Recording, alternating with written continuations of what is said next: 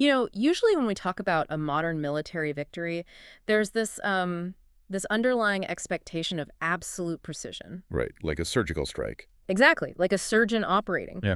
You identify a target, you drop the smart bomb, the satellite feed clears up, and you see this perfectly symmetrical crater exactly where the building used to be.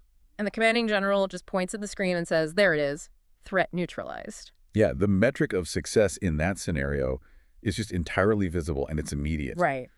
Concrete turned into rubble equals a mission accomplished, which is, incredibly comforting for military planners who want those neat binary outcomes. But then you step out of that immediate tactical window, right? Yeah. You step into the world of long-term strategic warfare, and suddenly that satellite feed is just completely useless. Because hitting a building doesn't tell you anything about the aftermath. Exactly. It doesn't tell you how a massive population or a complex regime will respond the next morning.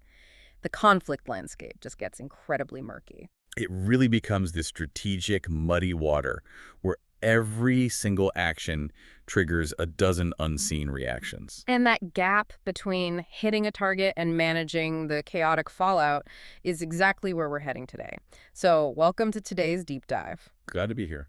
If you are here to cut through the surface level noise and really get to the underlying mechanics of what is actually happening on the global chessboard, you are in the right place. Yeah, we've got a lot to cover. We really do. Our mission today is to unpack this highly detailed, honestly deeply sobering interview with Professor Robert Pape. And just for some context on the source material for you listening, Professor Pape is a military strategist who has spent 40 years studying political violence. 40 years, that's a massive career. Oh, absolutely. And crucially, he spent 20 years running advanced war simulations on Iran, specifically for the U.S. military. Right. He actually built the curriculum that trains the U.S. Air Force for the exact type of conflict we're analyzing today.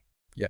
His insights, which we are drawing from a recent YouTube transcript from the show The Diary of a CEO, they are rooted in decades of advising basically every White House, from 2001 all the way to 2024. So he's seen it all? He has.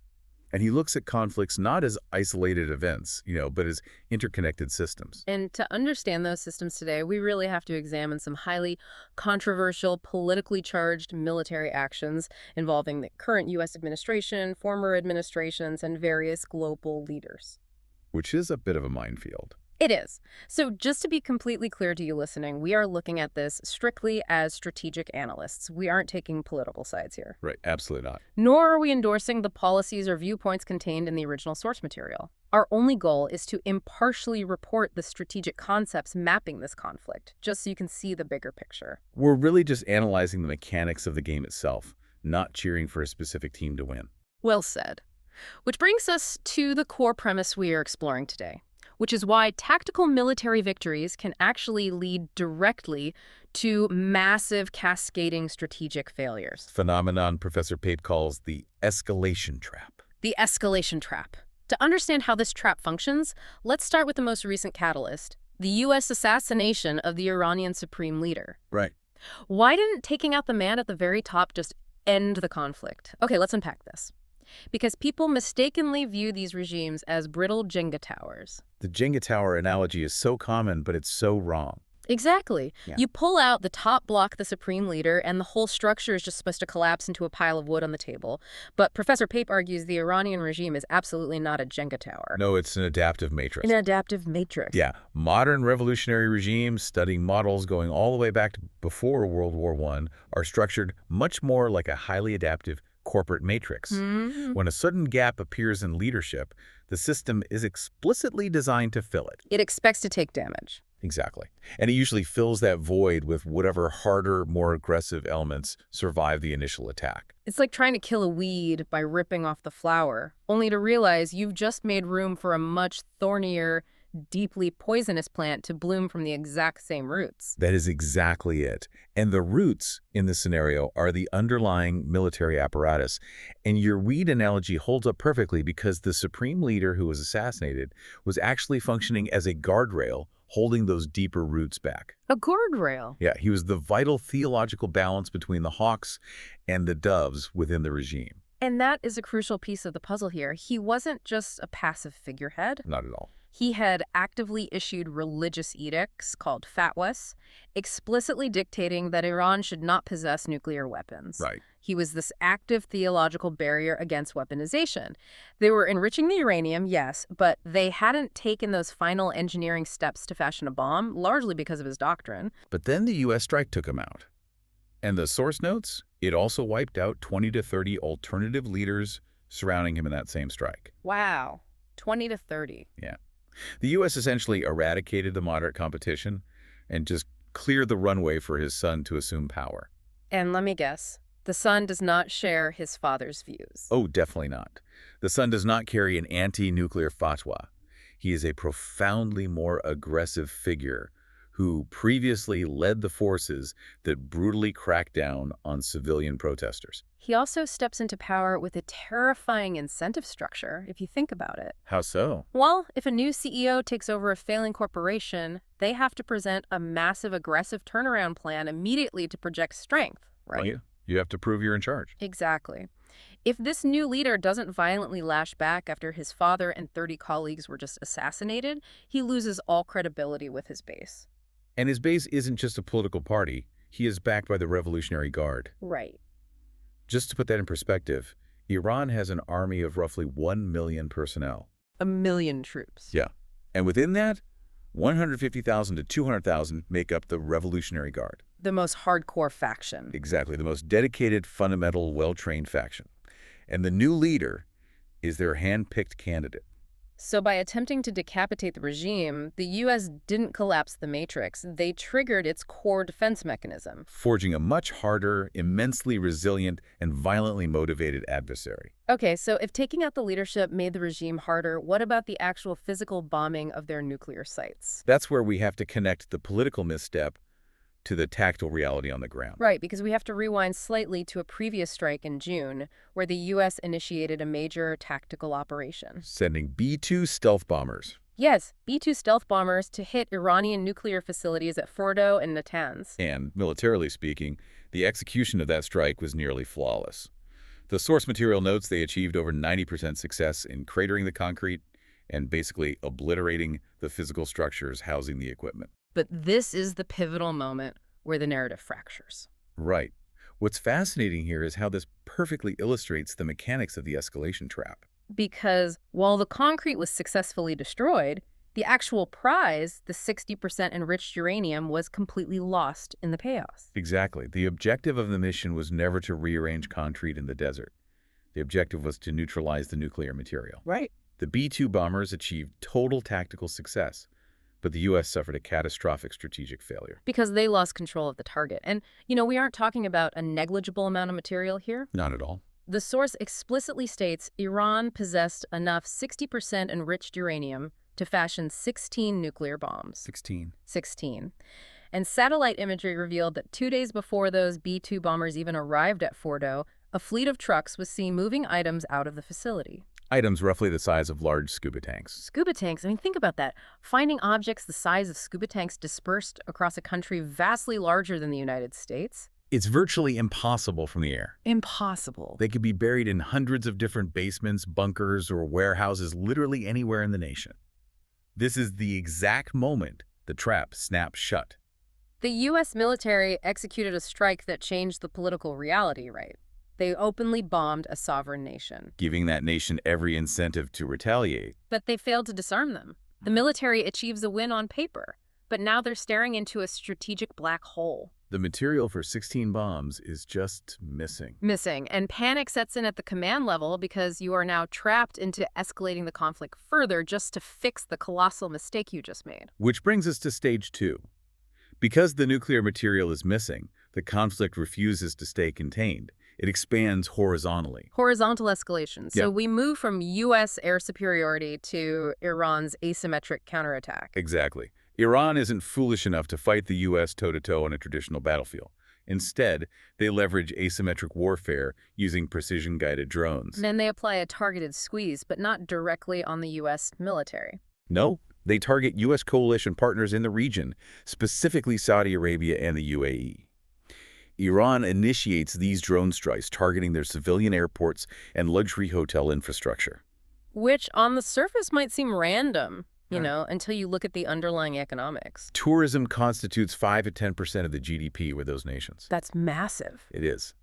If Iran can systematically dismantle their tourism industries through the mere threat of drone strikes, they generate immense bottom-up domestic pressure on those governments to just evict the U.S. military bases. Iran wants to revoke the U.S.'s regional launch pads without ever actually engaging American troops directly. But the horizontal escalation extends way beyond just tourism. They simultaneously threaten global oil tankers navigating the Strait of Hormuz. The oil tankers? Yeah, Iran publicly declares they will permit Gulf state oil tankers to pass safely only if those nations expel the Americans. And if they refuse? The drones target the ships. And the psychological impact of that is just massive. I mean, the crews steering those commercial tankers are doing it for a paycheck. Right, they aren't soldiers. Exactly. They aren't signing up to be martyrs in a geopolitical crossfire.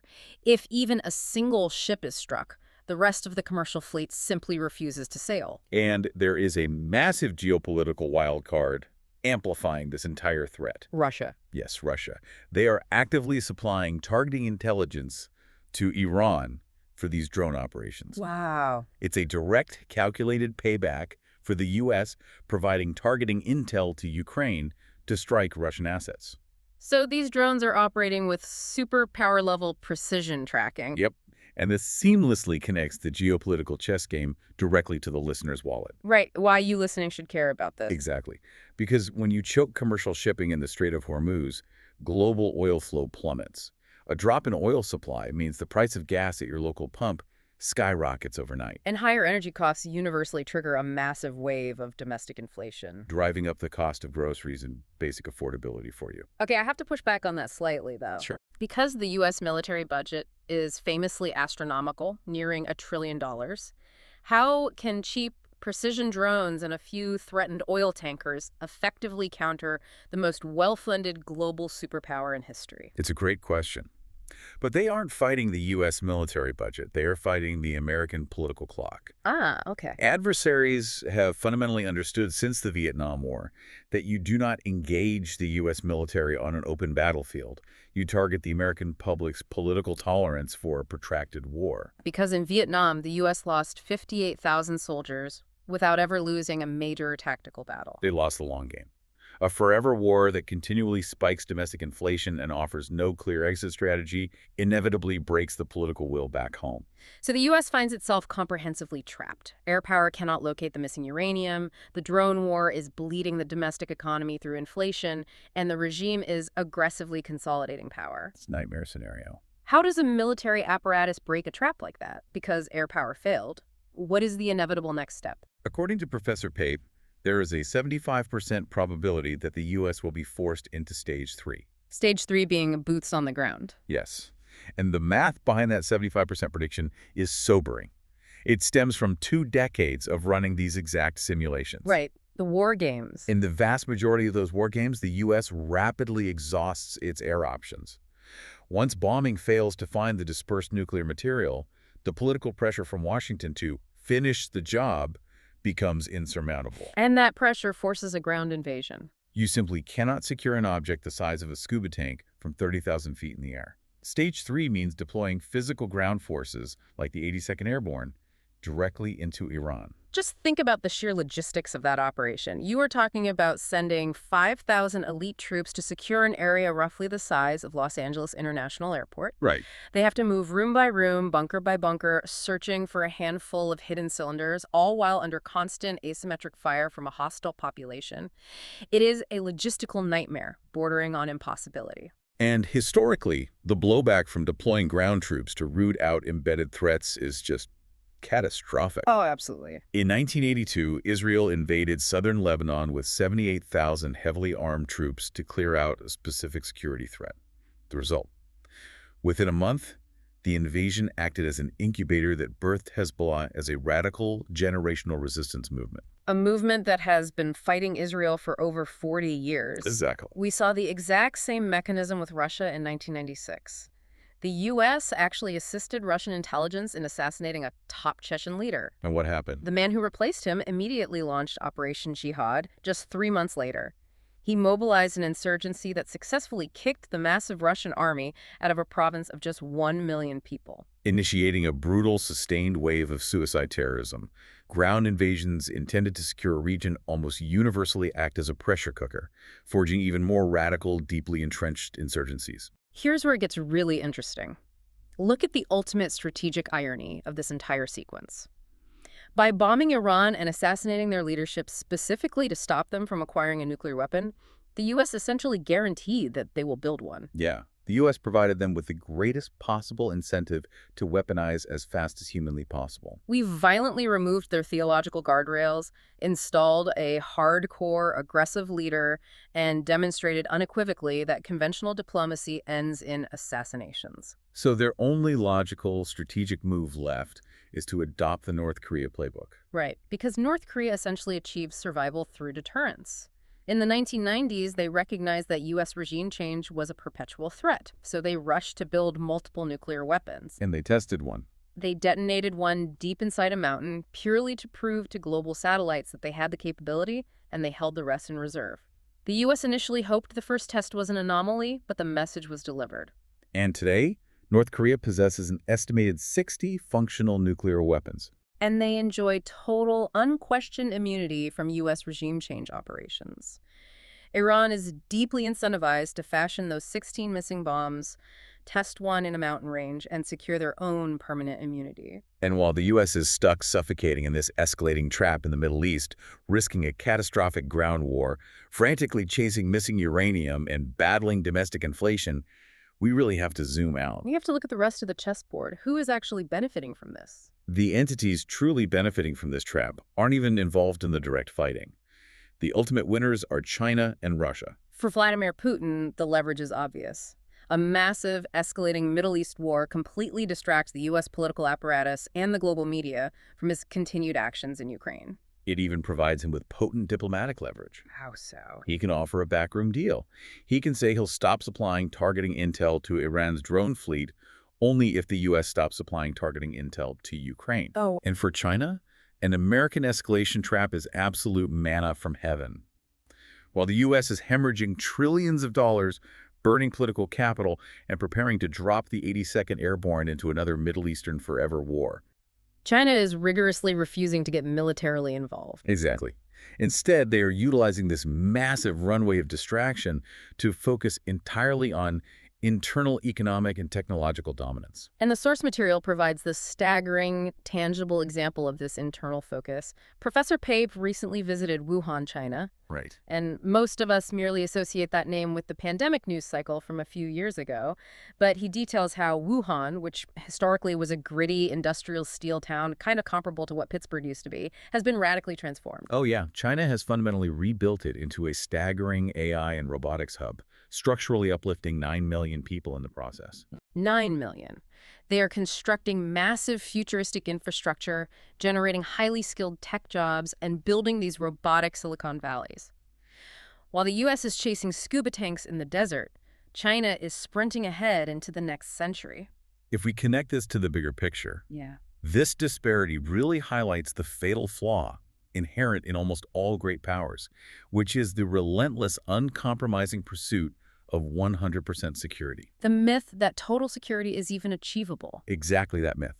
It is the dangerous assumption that if you just drop one more smart bomb or assassinate one more problematic leader, you will finally be perfectly, permanently safe. Right. Attempting to aggressively and permanently eliminate a threat often leads directly to your own strategic ruin, like the U.S. and Vietnam. Sometimes the most intelligent strategic move a superpower can make is to accept 80% security, take a diplomatic deal, and simply freeze a problem in place for 20 years. And the true tragedy of the specific escalation trap is that the U.S. actually had that off-ramp available. They really did. According to the source, on Friday, February 27th, literally hours before the U.S. launched the regime change assassination strikes, there was a comprehensive diplomatic deal on the table from Iran. And it was reportedly a significantly better, more restrictive deal than the one secured during the Obama administration.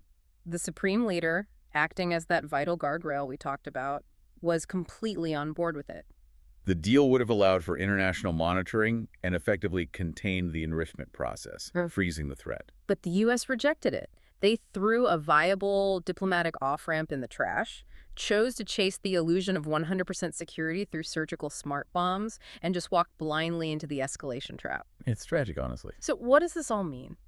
We started today by examining the myth of a clean surgical military strike. But we've traced how the Jenga tower myth of regime change blinded military planners to the reality of an adaptive matrix. We've seen how the tactical success of B-2 bombers directly caused the strategic nightmare of missing nuclear material. We watched the conflict spill out into horizontal drone warfare, threatening global oil supplies and driving up inflation at your local grocery store. And now we are staring down a 75% probability of a devastating ground war that ultimately hands geopolitical supremacy to a rising, tech-focused China.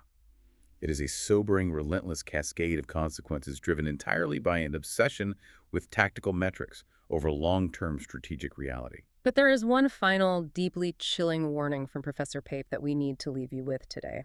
For all the extensive wargaming, all the billions spent simulating a nuclear-armed Iran or rising high-tech China, Pape argues that the greatest existential threat to American primacy isn't actually foreign. No, it is strictly internal. Internal. He points to the rapid, terrifying normalization of political violence within the U.S. itself over the last decade. As foreign wars drain the economy and spike inflation, domestic polarization intensifies. Right. We are seeing a surge in violent riots, political assassination attempts unseen since the 1960s, and the increasing militarization of domestic law enforcement.